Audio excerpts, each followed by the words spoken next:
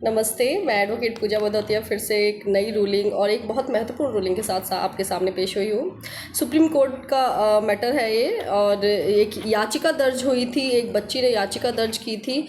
संबंधित किससे है देख लेते हैं। यौन शिक्षा से संबंधित है कि हमारे स्टेट बोर्ड्स में और सेंट्रल बोर्ड्स में यौन शिक्षा से रिलेटेड भी एक सब्जेक्ट होना चाहिए, जिसके थ्रू हम बच्चों को जागरूक कर सकें शिक्षा इस जानकारी के लिए। तो इससे रिलेटेड याचिका थी। पूरी वीडियो देखिएगा, क्योंकि आप वीडियो आप पूरा नहीं देखते और आप उस वीडियो से संबंधित क्वेश्चंस बहुत सारे ऐसे कर देते हैं जिनका जवाब उसी वीडियो में है।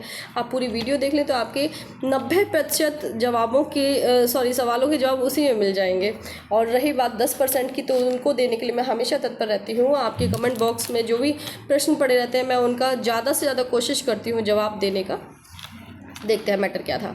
सुप्रीम कोर्ट ने हाल ही में स्कूलों में ट्रांसजेंडर समावेशी यौन शिक्षा यानी कि CSE को लागू करने के लिए केंद्र सरकार, NCERT और 6 राज्यों को नोटिस जारी किया है। जो NCERT को किया है और जो 6 स्टेट बोर्ड्स हैं उनको नोटिस जारी कर दिया है। यह कदम एक 12वीं कक्षा की छात्रा काव्या मुखर्जी साहा द्वारा दायर जनहित याचिका के आधार पर उठाया गया है। याचिका में कहा गया है कि पाठ्य पुस्तकों में ट्रांसजेंडर समुदाय से संबंधित सामग्री की कमी संविधान और कानूनों का उल्लंघन के मात्र है।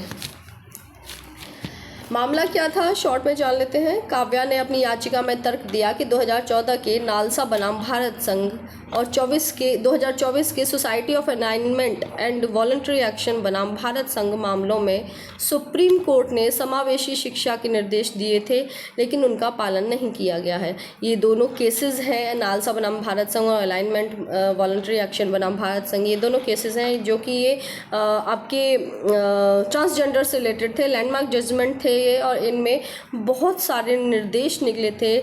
इनको ट्रांसजेंडर्स को इसमें राइट्स दिए गए थे सामाजिक तौर पर बराबरी के।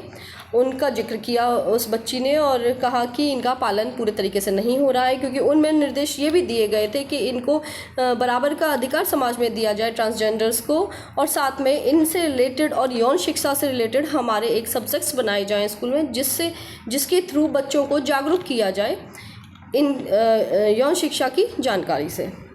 इसके अलावा ट्रांसजेंडर व्यक्तियों यानी कि अधिकारों का संरक्षण अधिनियम 2019 की धारा 2D और सेक्शन 13 में भी समावेशी शिक्षा की आवश्यकता बताई गई है।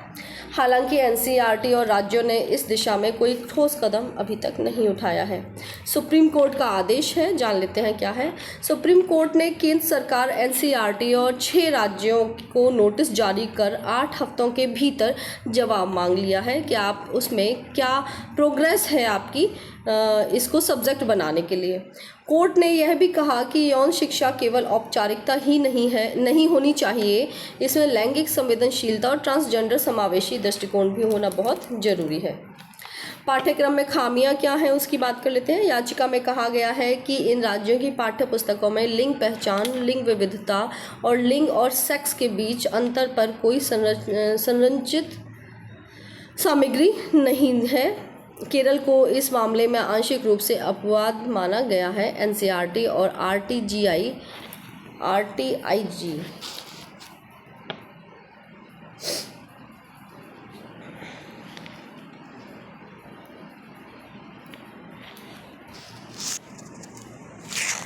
पाठ्यक्रम में खामियां यानी कि याचिका जान लेते हैं कि पाठ्यक्रम में खामियां क्या थीं। याचिका में कहा गया है कि इन राज्यों की पाठ्य पुस्तकों में लिंग पहचान, लिंग विविधता और लिंग और सेक्स के बीच अंतर पर कोई संरचित सामग्री नहीं है। केरल को इस मामले में आंशिक रूप से अपवाद माना गया है। NCERT के RTI जवाब में भी यह स्वीकार किया गया कि अब तक ट्रांसजेंडर समावेशी शिक्षा पर कोई शिक्षक प्रशिक्षण आयोजित नहीं हुआ है। यानी कि RTI के थ्रू जब NCERT से इसकी प्रोग्रेस के आप इसको सब्जेक्ट बना रहे हैं या नहीं बना रहे हैं, आप उसमें क्या कार्रवाई कर रहे हैं, उसकी प्रोग्रेस रिपोर्ट मांगी गई, तो उसमें भी बहुत खामियां देखने को आई कि इन्होंने कोई काम शुरू किया ही नहीं है इससे रिलेटेड बोर्ड ने, शिक्षक बोर्ड ने। ट्रांसजेंडर समुदाय की साक्षरता दर क्या है भारत में ट्रांसजेंडर समुदाय की साक्षरता दर केवल 57.06% है, जो राष्ट्रीय औसत से काफ़ी कम है।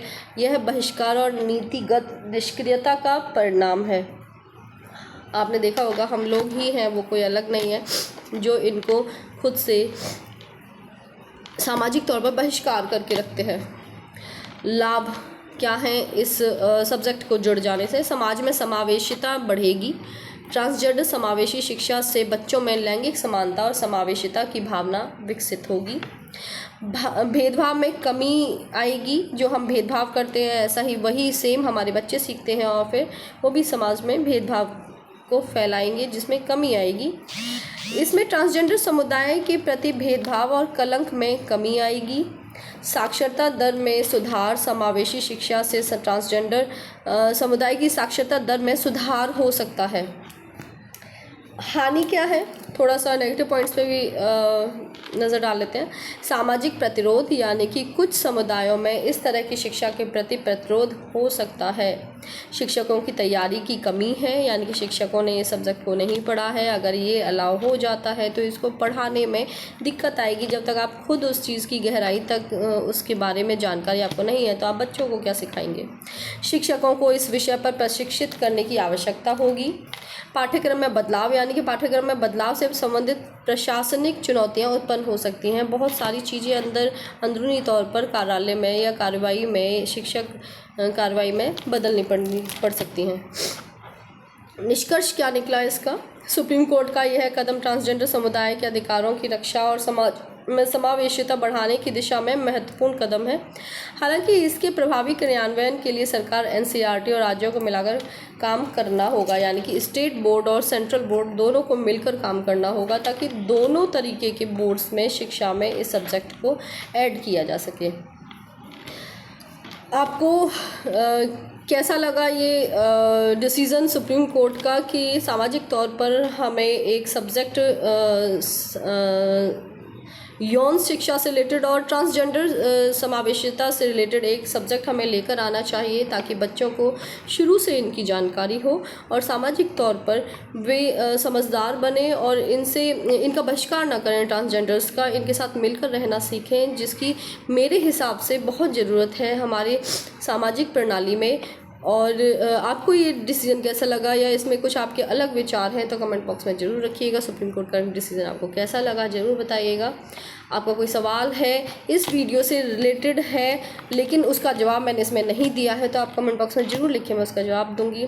मेरी वीडियो को लाइक करें, आप ज़्यादा से ज़्यादा इस वीडियो को सबके साथ शेयर करें, ताकि एक नॉर्मल एक बेसिक जानकारी के समाज में आपसे रिलेटेड और समाज से रिलेटेड और व्यक्तिगत रूप से आपके बारे में क्या चल रहा है, आप कहाँ किस चीज़ को प्रोटेक्ट कर सकते हैं, आपको नॉलेज इतनी होनी चाहिए कानूनी तौर पर। आप सबके साथ वीडियोस शेयर करें, चैनल को सब्सक्राइब करें। धन्यवाद।